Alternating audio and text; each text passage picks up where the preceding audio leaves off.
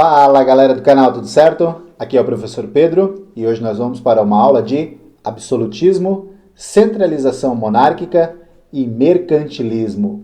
Vamos nessa?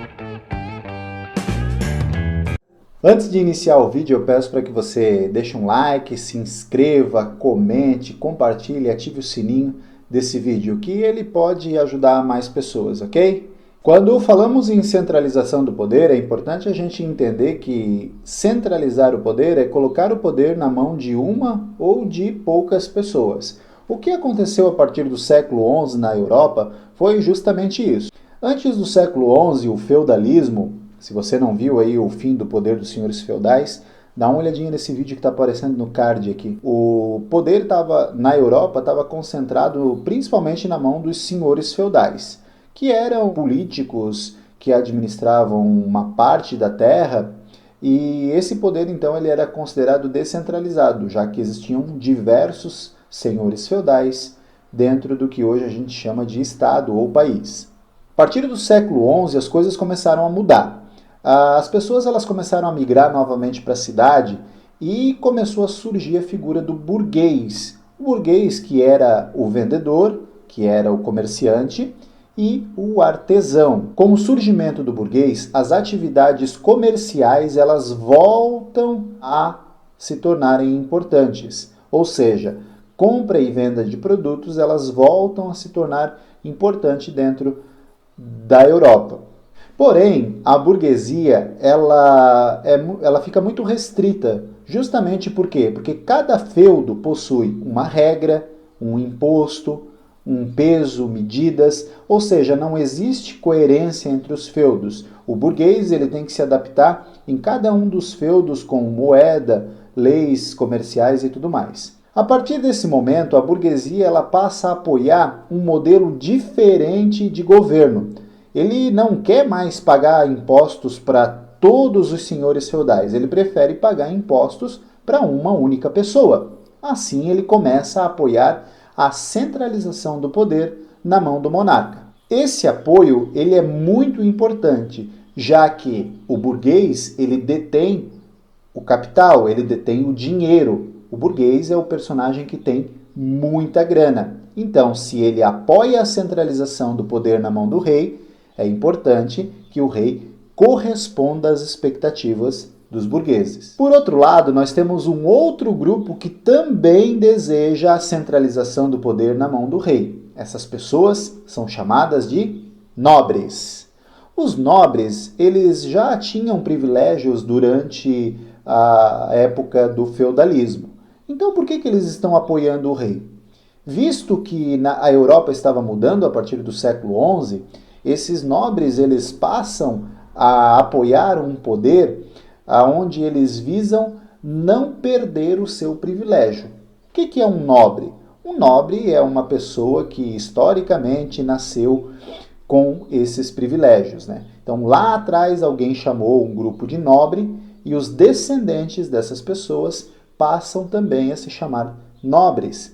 Os nobres, antigamente, tinham muitos privilégios, como em alguns países não pagavam impostos, ou eram funcionários públicos, ou simplesmente viviam às custas do Estado. Com a junção dessas duas classes, vai nascer o que a gente chama de centralização política, ou seja, o poder político deixa de ser dos senhores feudais e passa a ser exercido por um rei. A partir do momento em que há a centralização política, esse rei ele é responsável pela elaboração de leis, pela unificação da moeda, pelo recolhimento dos tributos e outras coisas que só um governo é capaz de fazer. Dois grupos foram muito resistentes à centralização do poder. O primeiro grupo é justamente os senhores feudais, eles não desejavam perder aquele poder que eles tinham até então. Outro grupo que não queria que o poder ficasse centralizado na mão do rei era a Igreja Católica. Lembrando, a Igreja Católica era a maior e mais poderosa instituição daquele momento.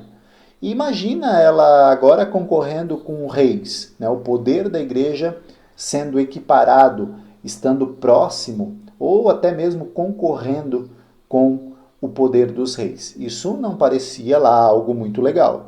Mesmo assim, houve o triunfo em alguns lugares. Os 4 primeiros estados modernos a serem criados foram Portugal, Espanha, França e Inglaterra. E a partir desse momento, as pessoas que viviam sob um reinado, elas compartilhavam muitas culturas e costumes comuns, como língua, moeda e outras crenças que são específicas de cada um dos lugares.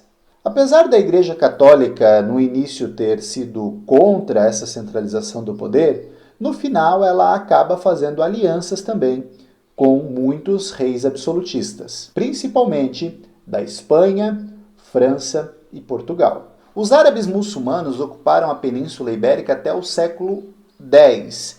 No século X começou uma guerra pela reconquista desses territórios aonde hoje é Portugal e Espanha. Durante muitos anos, os muçulmanos ocuparam a Península Ibérica, como você está vendo nesse mapa aqui ao lado. Durante muito tempo, então, eles converteram as pessoas que moravam nessa região ao islamismo. Porém, essa região era de grande interesse da Igreja Católica. E os reis que estavam iniciando no cargo, que estavam formando os primeiros estados modernos, obtiveram a ajuda da Igreja Católica para expulsar essas pessoas dali. Vai começar então uma guerra pela reconquista desse território. Então a Igreja Católica e os reis desse lugar vão começar um movimento para expulsar esses muçulmanos dessa terra. A partir do momento em que eles conseguem expulsar os muçulmanos dali, vão começar alianças militares e alianças matrimoniais, de casamento entre as diversas famílias que estão no poder. Então lembrando que a Península Ibérica, que hoje é Espanha e Portugal, já foi fragmentada dessa forma. Olha quantos países, quantos reinos existiam nesse território. O reino de Portugal ele vai ser inaugurado no ano de 1139, com o rei Afonso Henrique, o filho do Henrique de Borgonha. Nesse ano ele se proclama rei e vai inaugurar a primeira dinastia de reis em Portugal. O reino da Espanha ele vai ser inaugurado bem mais tarde, no ano de 1492. E só foi possível fazer a união do restante da península graças ao casamento do rei Fernando e da rainha Isabel, desses 2 reinos que haviam sobrado. Assim, a Península Ibérica ela foi dividida em 2 reinos, o reino de Portugal e o reino da Espanha. Já vimos como se formou então o reino de Portugal e da Espanha. Falta a gente entender como se formou então o reino de França e Inglaterra. E é isso que a gente vai fazer a partir de agora. O reino da França ele se forma a partir do momento em que o rei ele começa a confiscar a terra dos senhores feudais. Ele obtém apoio, como falamos anteriormente, da burguesia e dos nobres e começa a retirar, a tomar as terras dos burgueses, isso a partir do século XII. Não bastando, ele também vai criar um exército profissional e assalariado. Isso dá muita força para o rei quando ele quer conquistar um território. Ele vai começar a taxar os bens da Igreja Católica. Isso já vai criar um atrito entre os franceses e a Igreja Católica nesse início de reinado dentro da monarquia francesa. Por outro lado, nós temos a França em guerra com a Inglaterra, na chamada Guerra dos 100 Anos, que durou um pouco mais de 100 anos, como nós já estudamos. A vitória da França na Guerra dos 100 Anos é um dos motivos para a centralização do poder na mão do rei. Então, a partir do ano de 1453, a França está unida sob o regime de um rei. Não está mais fragmentada em feudos, e sim unida em torno do poder real. Com a junção desses 2 fatos, a França vai se tornar uma das maiores potências econômicas e militares do mundo. Observe essa imagem que está aqui do lado.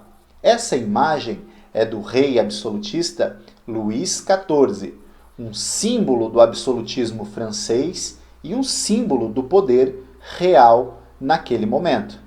O processo de centralização política da Inglaterra ele é muito parecido com o da França. Ele também começa com confiscos de terra com o primeiro rei, chamado de Guilherme o Conquistador. Dentre as medidas mais importantes de Guilherme estão o confisco de terras da população e dos senhores feudais e a criação de 5.000 feudos.